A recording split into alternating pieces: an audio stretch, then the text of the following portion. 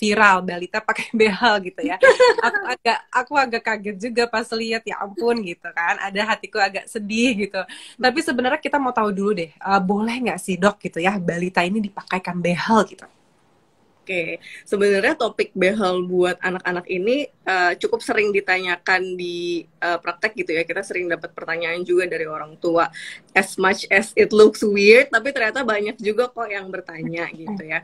Jadi sebetulnya behel untuk balitanya itu masalahnya yang tidak tepat gitu ya. Dan itu actually a big no banget sih untuk pasang behel pada balita gitu. Kenapa? Karena pertama nggak perlu, yang kedua bahaya sih Mamin gitu.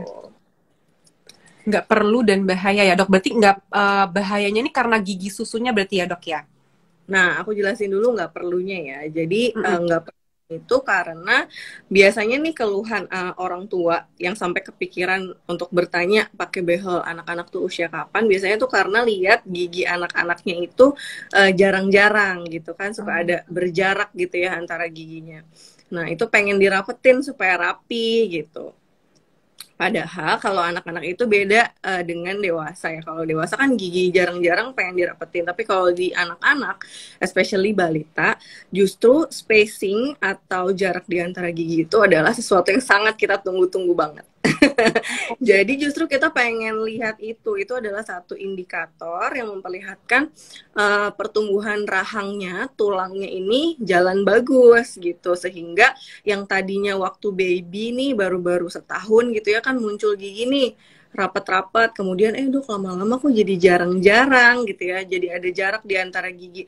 Nah itu memperlihatkan bahwa tempatnya itu melebar gitu. Jadi di antara gigi itu ada jarak, karena ukuran gigi itu dari dia pertama kali muncul sampai nanti dia lepas di usia 6 tahun itu ukuran giginya nggak berubah gitu. Yang tumbuh itu rahangnya gitu. Jadi tulang rahang tuh sama kayak tulang kaki, tulang tangan. Kita pengennya anak tambah tinggi kan gitu ya, tumbuh. Nah, untuk di mulut dan gigi kita juga pengennya rahang itu growth-nya jalan. Jadi dia itu sebetulnya mempersiapkan tempat untuk mengakomodir gigi permanen yang ukurannya lebih gede. Kayak kita gini kan lebih gede ya ukurannya Ya. gitu.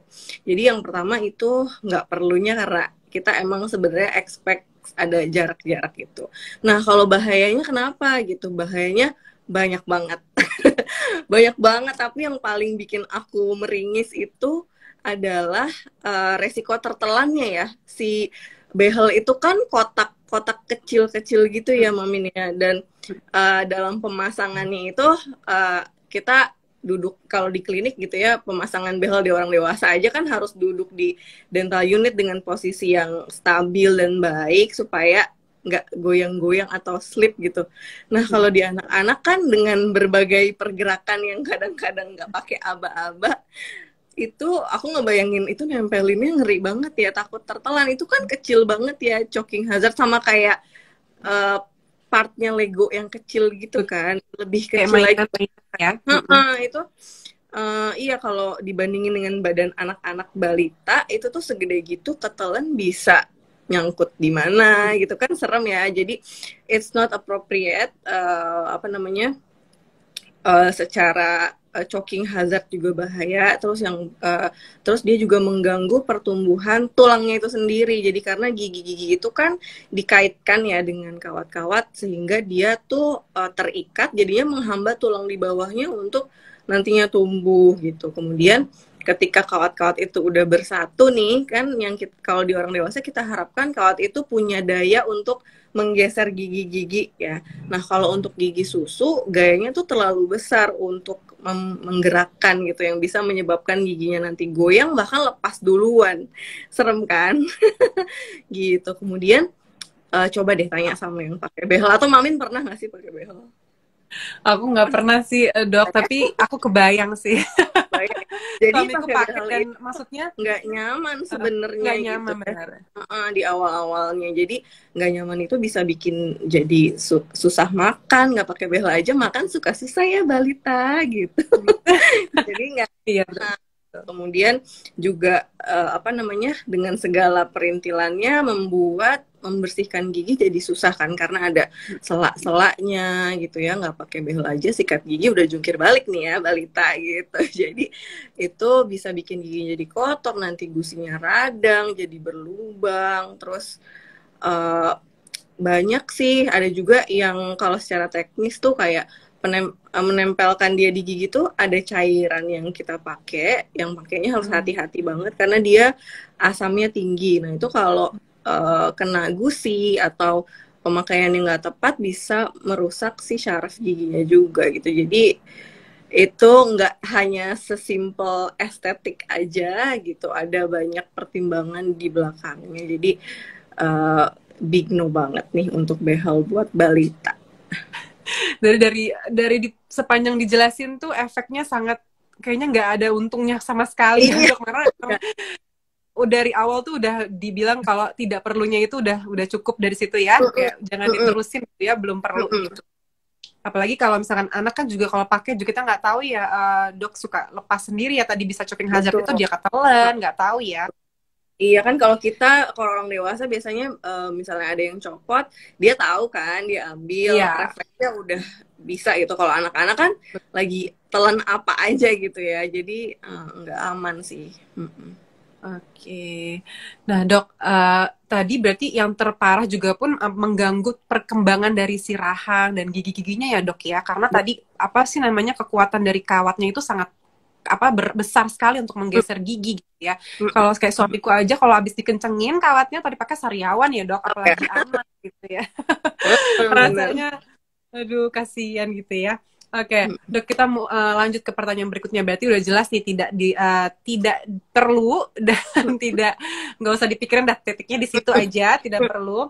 Nah sekarang kalau misalkan udah banyak anak yang balita, mungkin ada orang tua yang belum teredukasi gitu ya dok ya, udah keburu pakai gitu ya, mungkin apakah efeknya yang tadi dokter sebutkan, apakah berbeda dengan sebelum pemakaian atau setelah pemakaian lama gitu, ada bedanya nggak dok?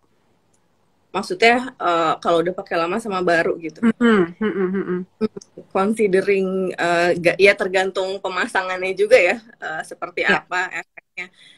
Tapi kalau misalnya ada yang udah terlanjur pakai, langsung dilepas. Oke. Siapapun yang nonton ini langsung segera dilepas ya dok. Nah, kalau yang udah sempat berpikir, tidak usah.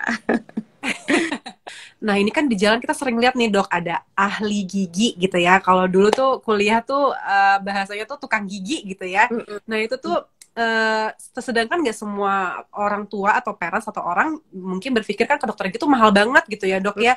Sama aja lah ke tukang gigi gitu ya. Nah sebenarnya boleh dijelasin nggak sih dok bahayanya atau ada resiko apa sih kalau kita tuh sembarangan gitu buat sesuatu atau konsulnya ke dokter ke tukang gigi gitu? Oke, sebenarnya untuk tukang gigi sendiri kenapa sih mereka masih eksis sekarang? Karena sebenarnya ada di Permenkesnya gitu. Jadi sebetulnya tukang gigi ini memang dia punya tempat lah gitu ya. Tapi sebetulnya dia kewenangannya juga terbatas, yaitu hanya membuat gigi tiruan atau orang awam biasanya taunya gigi palsu dari bahan akrilik. Jadi ada salah satu, kalau di dokter gigi tuh bikin gigi tiruan atau gigi palsu tuh ada banyak pilihan, ada yang metal, ada yang disemen, ada yang banyak banget pilihan, ada yang ditanam juga. Tapi kalau tukang gigi hanya sebatas yang dari bahan akrilik gitu, itu kayak plastik gitu yang untuk dilepas pasang. Mungkin kalau di film-film Mr. Bean gitu loh, tahu nggak sih yang lagi ngomong terus copot. Oke. Kayak gitu. Ya, jadi sebetulnya tukang gigi memang diberikan ruang hanya terbatas pada pembuatan gigi palsu berbahan akrilik gitu, dan itu memang di Permenkesnya ada. Tapi pembuatannya juga yang sesuai dengan kaidah kesehatan gitu ya. Jadi misalnya nih parents mau bikinin mbak atau supirnya misalnya mau bikin gigi palsu di tukang gigi gitu ya, membuat gigi palsu di situ bisa yang berbahan akrilik. Tapi kalau misalnya ada lubangnya atau ada sisa akarnya gigi yang patah atau gigi yang perlu dirawat, itu bukan wewenangnya tukang gigi. Jadi memang mereka itu harusnya mengerjakan membuat gigi palsunya aja gitu. Jadi kan sebelum membuat gigi palsu tuh yang seperti itu, gigi yang perlu treatment itu harus diberesin dulu ya Mamin ya. Nah, itunya dilakukan oleh dokter gigi. Seringkali yang didapatkan oleh kami itu kasusnya yang dibuatkan gigi palsu sama tukang gigi, tapi gigi yang perlu dirawatnya tuh ditimpa gitu, ditutup. Oh, Jadi nggak dan itu dirawat dulu. jadi malah infeksi nggak sih dok? Malah jadi Iya, itu penyakit lah baru gitu ya bom istilahnya. waktu. Iya bener banget. Jadi kemudian hari tuh ya bengkak, bau mulut, nggak bisa dicopot gitu-gitu deh. Jadi di situ sebetulnya miss-nya. Kalau misalnya hanya buat aja dengan kondisi mulut yang sudah baik, itu memang mereka ada wewenangnya gitu. Maksudnya ada boleh Ada gitu ya. ada izin atau wadahnya itu ya dok ya. Iya. Jadi sebatas itu sebenarnya parents. Nah kalau misalnya kadang-kadang suka kelihatan nih udah agak merambah-rambah pasang behel juga gitu, terus Iya. gigi kelinci lah, vinir. Nah sekarang mulai lagi, mulai juga ke anak-anak gitu ya. Pasti secara legalnya, secara hukumnya udah melewati wewenang yang seharusnya gitu. Jadi jangan di situ. Karena secara kompetensi juga pastinya mereka tidak melalui pendidikan yang mumpuni untuk itu gitu kan. Jadi pasti kalau orang tua buat anak-anak pengennya kan yang baik ya Mami ya. Jadi kita harus pilih-pilih tempat gitu.